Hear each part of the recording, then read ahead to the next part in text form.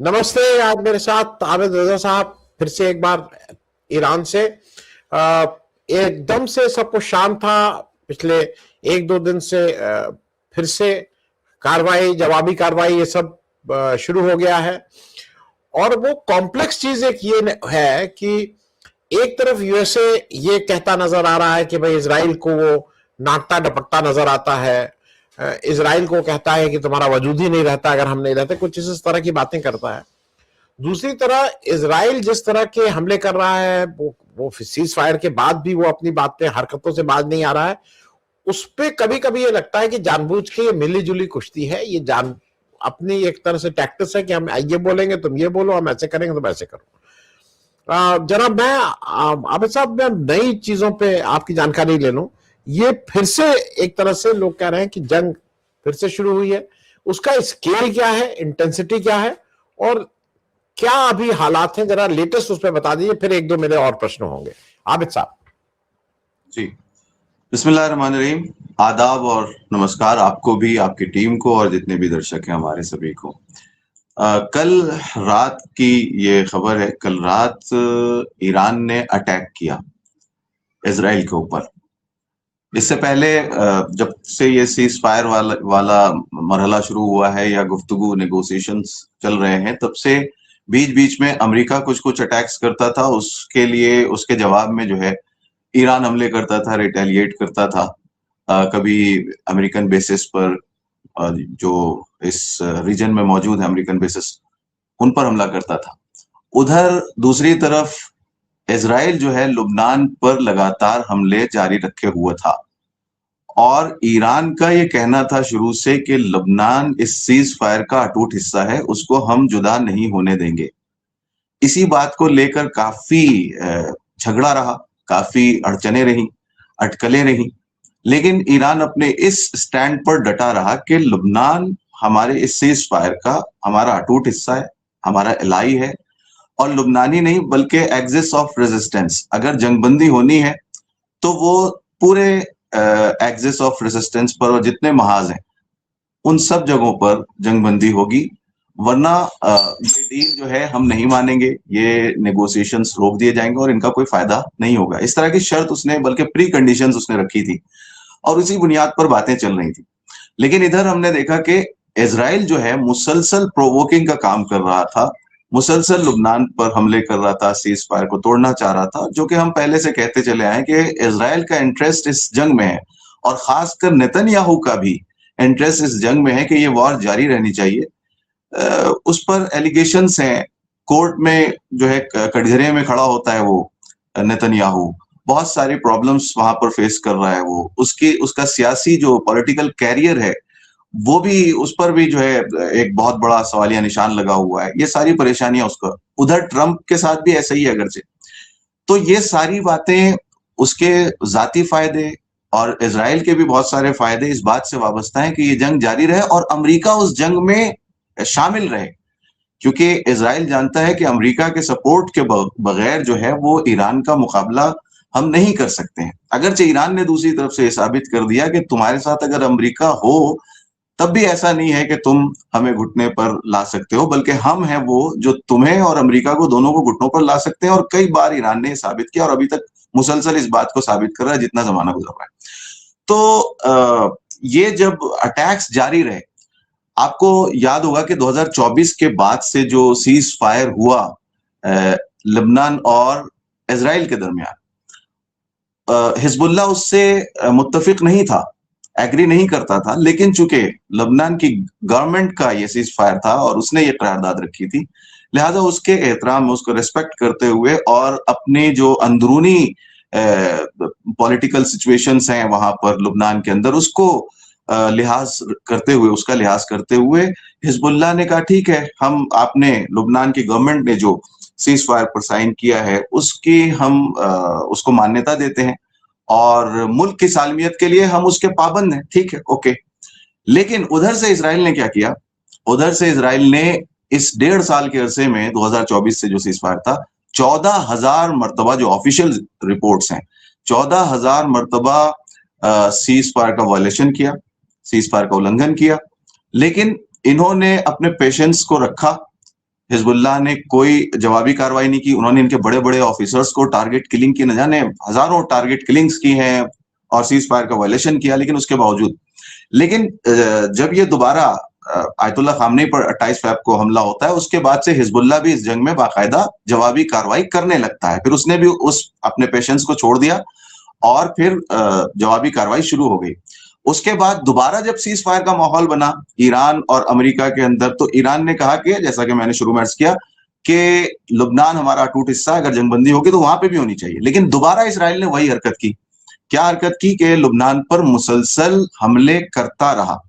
ادھر ایران یہ دیکھ رہا تھا کہ ہمارے مذاکرات چل رہے ہیں, نیگوسیشنز چل رہے ہیں, جاری ہیں, تو وہ یہ نہیں چاہتا تھا ایران کے نیگوسیشنز کو خود ختم کرے, کیونکہ ابھی جبکہ نیگوسیشنز کے ٹیبل پر وہ آ رہا ہے, اس کی کوئی غلطی نہیں ہے. اس پورے معاملے میں, اس پورے سینیریو میں کہیں بھی ایران کو کلپریٹ نہیں ٹھہرایا جا سکتا ہے قانونی طور پر, یا کسی کوئی ایسی دلیل موجود نہیں ہے.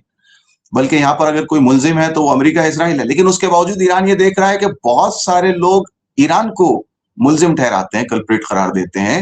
تو اگر ہم سیز فائر کے آپشن کو ختم کرتے ہیں تو پھر دنیا ہم سے ہی مطالبہ کرے گی, دوسروں سے نہیں.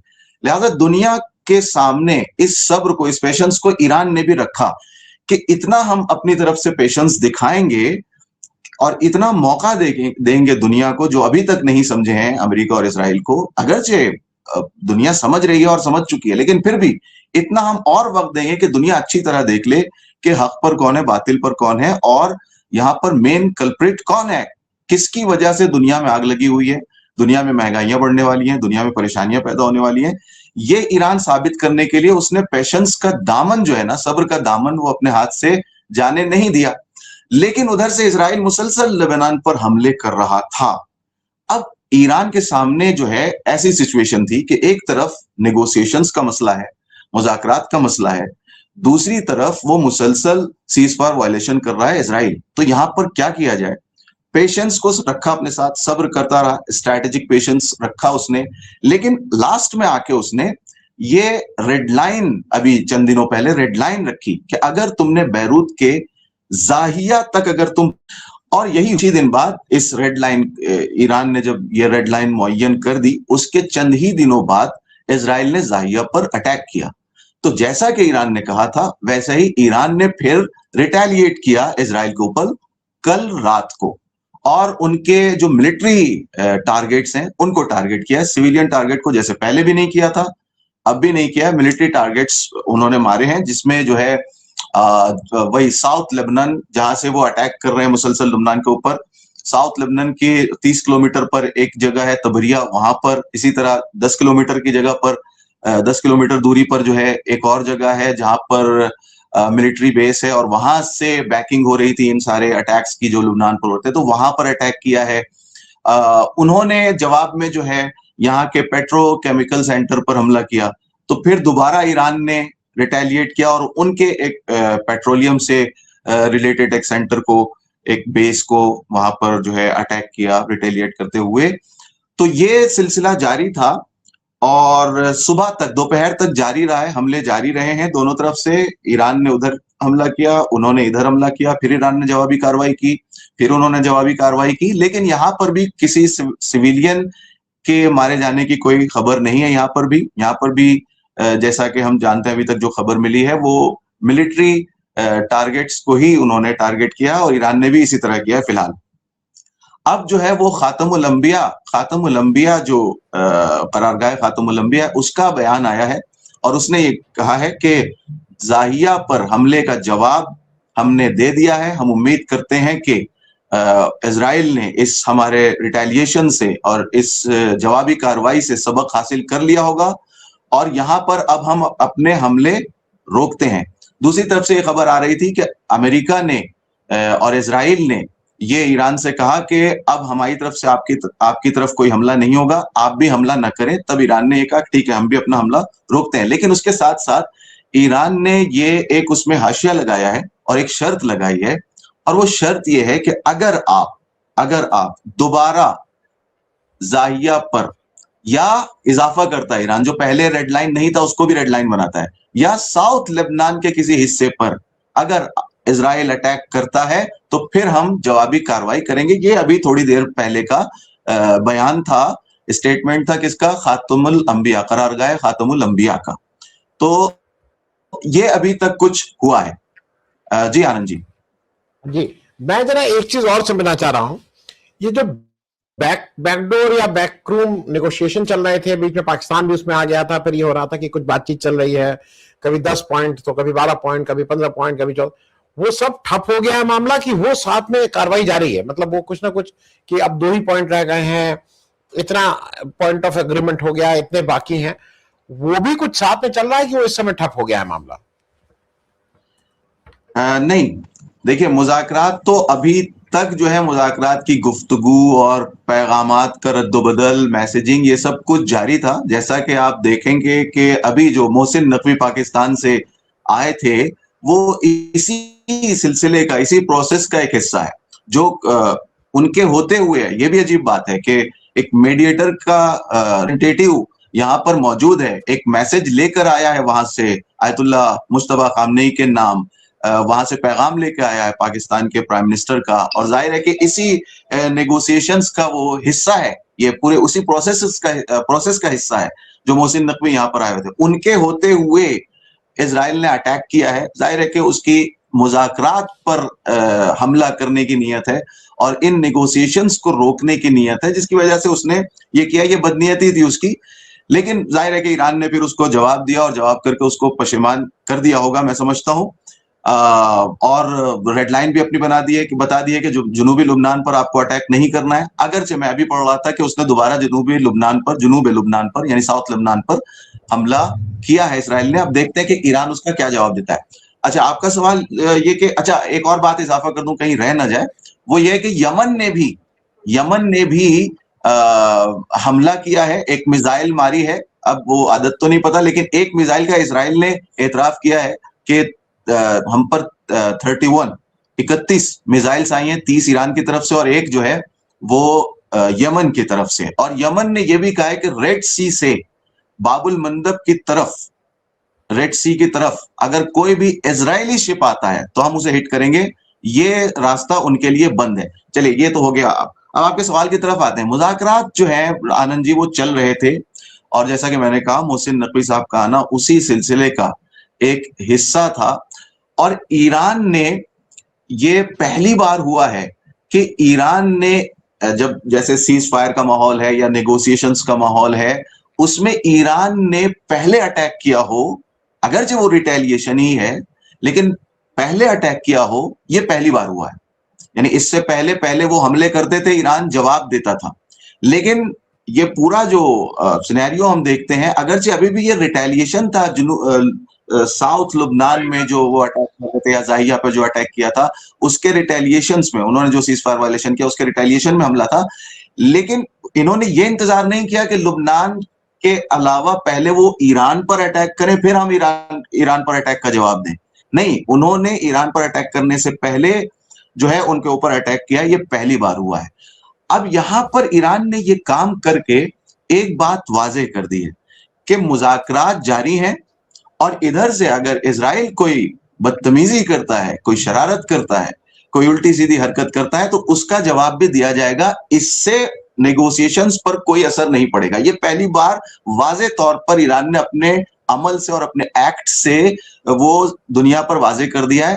اور ایران کی جو ایک سیاست ہے وہ یہ بھی ہے کہ وہ یہ بھی دکھانا چاہ رہا ہے کہ امریکہ یہاں پر کتنا مجبور ہے, کہ امریکہ ٹرمپ اور امریکن سسٹم وہ کتنی مجبور ہے یہاں پر کہ اسرائیل کو, ادھر سے وہ یہ کہا جا رہا ہے کہ اسرائیل کو ہم سمجھا رہے ہیں کہ وہ حملہ نہ کرے, ہم راضی نہیں ہیں. اور نتنیاہو سے جو فون کال کی جو باتیں تھی وہ سامنے آئیں کہ ہم نے نتنیاہو سے کیا کہا کہ نتنیاہو ہم نہیں ہوتے تو تم بچتے نہیں, اور یہ سب کچھ یہ کہنا چاہ رہے تھے کہ ہم نتنیاہو کو سمجھا رہے ہیں کہ وہ اٹیک نہ کرے. ایران نے یہاں پر آ کر کلیئر کر دیا ہے کہ آپ اس کو سمجھائیں نہ سمجھائیں اس سے ہم پر کوئی فرق نہیں پڑتا ہے. آپ کو اگر نیگوسیشنز کرتا ہے امریکہ سے کہہ رہا ہے ایران, تو ہم نیگوسیشنز کے ٹیبل پر ہیں, پہلے بھی تھے ابھی بھی ہیں, بات کریں گے, لیکن آپ ہمیں ڈکٹیٹ نہیں کر سکتے, ہمارے پوائنٹس پر گفتگو ہوگی. یہ ایک بات. دوسری بات, اگر دوسری طرف اسرائیل اگر کوئی ایسی کوئی شرارت کرتا ہے تو آپ یہ نہیں سمجھیے کہ ہم نیگوسیشنز کی وجہ سے اس کو بھول جائیں گے. نہیں, یہ دو چیزیں الگ الگ ہم دیکھ رہے ہیں. اگر وہ کچھ کرے گا تو وہ اپنا جواب پائے گا. ادھر مذاکرات آپ کو اگر کرنے ہیں تو اس کے لیے بھی ہم موجود ہیں, ٹیبل کے اوپر آپ سے مذاکرہ کرنے کے لیے تیار ہیں. جی, میں اب ایک انتم پرشن پوچھ لوں کہ وہ ایک سارے یدھ میں جو سب سے امپورٹنٹ بعد میں آ گیا وہ اسٹریٹ آف ہرمز ہو گیا, اور سارا کچھ اب پوری دنیا کی نظر ہے اس پہ. اس کی کیا اسٹیٹس ہے؟ کیونکہ ایران کی طرف سے لگاتار کہا جا رہا ہے کہ بھائی جو ہمارے ساتھ ہیں ہم اس کو ایک لمیٹڈ وے میں اس کو کھولے ہوئے ہیں, چل رہے ہیں. امریکہ کہہ رہا ہے کہ ہم اس کو امبارگو لگائے ہوئے ہیں. اس کی لیٹسٹ استھتی کیا ہے؟ دیکھیے, اسٹریٹ آف ہرمز کے بارے میں تو ایران کا اسٹینڈ بالکل کلیئر ہے, اور اس نے یہ کہہ دیا کہ اس کو تو ہم نہیں چھوڑنے والے ہیں, کیونکہ یہ ہمارا ٹیریٹوریل واٹر ہے.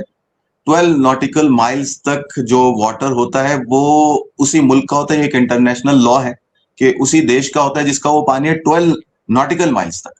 اور اسٹریٹ آف ہرمز میں جو ہے 12 ناٹیکل مائلز اگر آپ ایران کی طرف سے لیں اور 12 ناٹیکل مائلز اگر آپ عمان کی طرف سے لیں تو یہ ہوتے ہیں 24 ناٹیکل مائلز.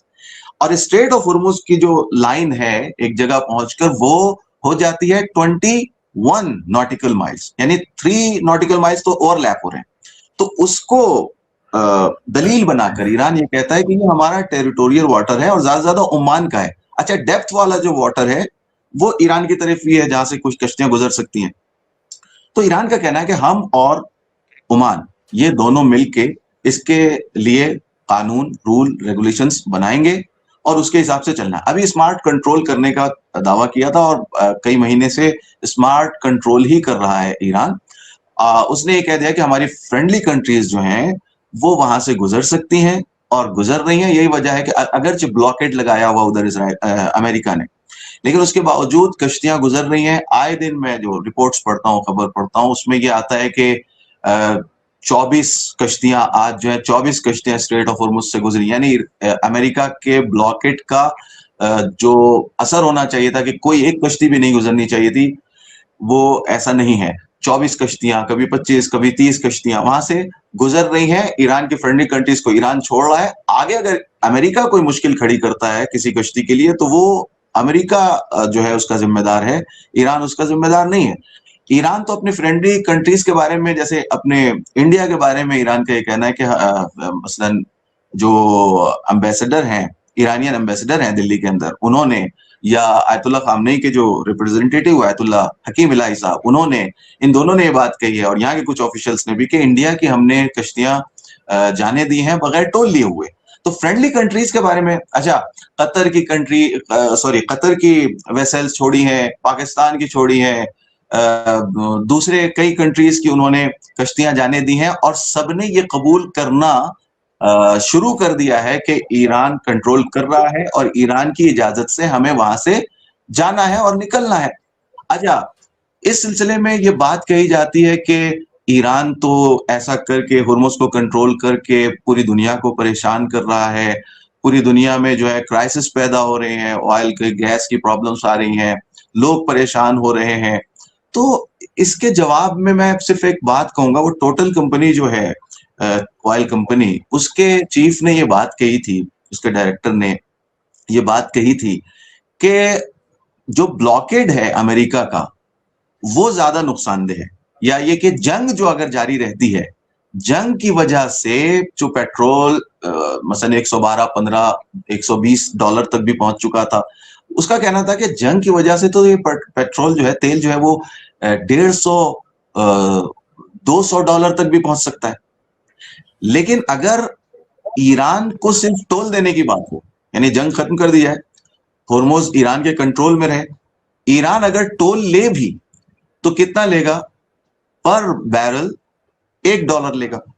تو ہم جہاں مثال کے طور پر $69-70 کا ایک بیرل تیل لے رہے ہیں, $1 اور ہم دے دیں گے تو $71 ہو جائے گا. یہ تو اس سے بہتر ہے نا کہ ہم 150-200 جو ہے ڈالر کا تیل ہو جائے پر بیرل, اس سے تو بہتر ہے کہ ہم $71 میں کام چلا لیں. تو یہ انہوں نے ایک بات کہی جو لوگوں کو سمجھنی چاہیے, اور بہت سارے لوگ یہ بات سمجھ رہے ہیں کہ اگر وہ اسمارٹ کنٹرول کر رہا ہے تو جس طرح سے سوئس کینل میں टोल लिया जाता है, जिस तरह से पनामा में या दूसरी जगहों पर, डेनमार्क में, टर्की में, दूसरी जगहों पर, चिले में, वो लोग ऐसे कैनल से और ऐसे स्ट्रेट से टोल ले रहे हैं। तो ईरान भी अगर ले तो इसमें कोई कबाहत, कोई बुराई नहीं है, उसका टेरिटोरियल वाटर है, उसका हक है। लोग कहते हैं अभी तक तो नहीं लेता था, तो कोई बात नहीं, अभी तक नहीं लेता था, अब अगर लेना चाहे तो कोई रोक नहीं सकता। इंटरनेशनल लॉ के मुताबिक ये गैर कानूनी काम नहीं है, और ये फायदे में भी है, यानी दुनिया के फायदे में है। जंग खत्म कर दो और होर्मुज से पर बैरल $1 अगर ईरान लेता है तो $71 का हो जाएगा। तो वो क्राइसिस जो $200 से आ सकता है दुनिया में, वो नहीं आएगा। $71 और $70 में कोई खास फर्क नहीं है। तो ये बात देखने की और समझने की है कि स्ट्रेट ऑफ होर्मुज के बारे में क्लियर स्टैंड है ईरान का कि हम उसको छोड़ने वाले नहीं है, चाहे जो हो जाए। अच्छा, यहाँ पर जो तबाही पैदा कर रहा है वो कोई और नहीं है सिवाय अमेरिका के। ईरान का तो टेरिटोरियल वाटर है, वहां पर वो कानून अगर कोई लागू करता है तो उसको इंटरनेशनल लॉ के मुताबिक हक हासिल है।